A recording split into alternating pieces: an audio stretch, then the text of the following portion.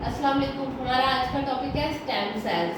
Stem cells की बात करते हैं। ये कहाँ पे प्रोड्यूस होते हैं? सेक्सुअल रिप्रोड्यूसिंग एनिमल्स में या सेक्सुअल रिप्रोड्यूसिंग ऑर्गेनिज्म। जितने भी ऑर्गेनिज्म जो सेक्सुअली रिप्रोड्यूस हो रहे हैं उनमें ही स्टेम सेल्स प्रोड्यूस होते हैं। ठीक है, डिफरेंट टाइप के सेल होते हैं जो एक सिंगल सेल से निकलते हैं, एक सिंगल सेल से अराइज होते हैं। वो सिंगल सेल क्या कहलाता है? जाइगोट। जाइगोट में से ये डिफरेंट टाइप के सेल अराइज होते हैं। ये अनस्पेशलाइज्ड सेल है, इनकी किसी चीज में खासियत नहीं है, ये किसी एक चीज के लिए स्पेशलाइज्ड नहीं है। ये क्या करते हैं? मेक न्यू सेल, नए सेल बनाते हैं। इनमें ये एबिलिटी होती है कि ये वैरायटी ऑफ स्पेशलाइज्ड सेल बना सकते हैं, इसलिए इस सारे प्रोसेस को हम कहते हैं स्टेम सेल्स।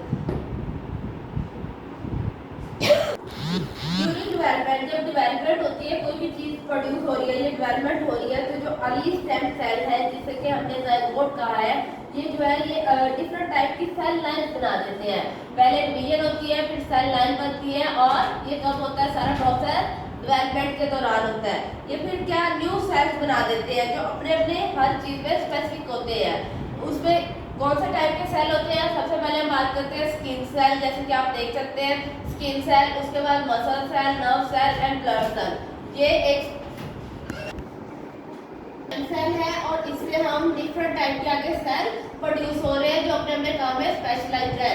सबसे पहले क्या है? नर्व सेल, जो हमारे ब्रेन में जो जितने भी क्या कहते हैं सिग्नल ट्रांसपोर्ट करते हैं। ठीक है, उसके बाद है दूसरा मसल सेल, ये हमारे मसल में पाए जाते हैं। एपिथेलियल सेल, ब्लड सेल जो हमारे ब्लड में पाए जाते हैं। गवेट्स एंड फैट सेल, ये सारे सेल किससे ओरिजिनेट हो रहे हैं? स्टेम सेल से हो रहे हैं। आगे अगर हम इसके फंक्शंस की बात कर ले तो ये यूं कह सकते हैं कि ये फंक्शन है। फंक्शन क्या है? ये remain in body through out the life.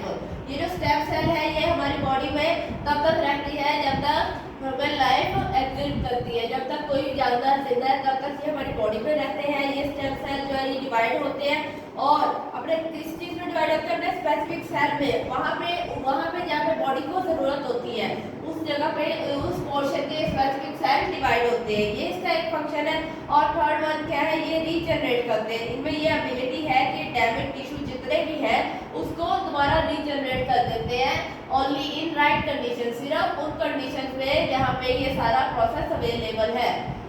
आगे इसकी कुछ एग्जांपल है। एग्जांपल में स्टेम सेल जो है ये हमारे स्किन में पाए जाते हैं। किस लिए?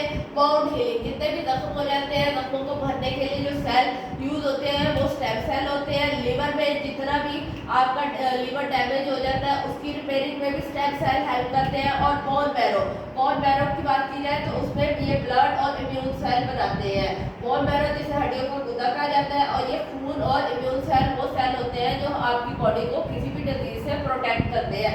ये हमारा रेड बोन मैरो है। इसमें से ये स्टेम सेल, इसके स्टेम सेल जो है ये आगे व्हाइट ब्लड सेल, प्लेटलेट और रेड ब्लड सेल, ये डिफरेंट टाइप है ब्लड के, ये जनरेट कर रहा है। आज के लिए इतना काफी है। इंशाल्लाह मुलाकात होगी अगले वीडियो में। अल्लाह हाफ़िज़।